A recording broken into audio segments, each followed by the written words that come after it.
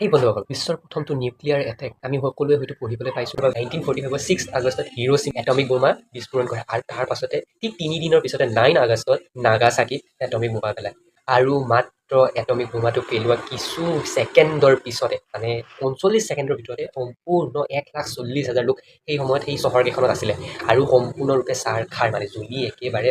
মানুহৰ কোনো মানে অস্তিত্বই নাই তাতে বিচাৰিব কোনটো কাৰ হয় মানে বডি কাৰ কোনটো হয় বাদ এতিয়া চহৰখনৰে অৱস্থা নাই কিছুমান এনেকুৱা ধৰণৰ হৈছে যোনবিলাক য'ত বহি আছে তাতে মানে চাপি গৈছে মানে তেওঁলোকৰ যোনটো ছায়াটো মানে কিছুমানটো এটমিক বোমাত মৃত্যু হ'ল ঠিক আছে তাৰ পাছত তাৰ ৰেডিয়েশ্যন যোনটো বহুসকল লোকৰ মানে বহু বছৰলৈকে তেনেকৈ মানে মৃত্যু হয় সেই বম পেলোৱাৰ পিছত মৃত্যু হোৱা নাছিলে বাট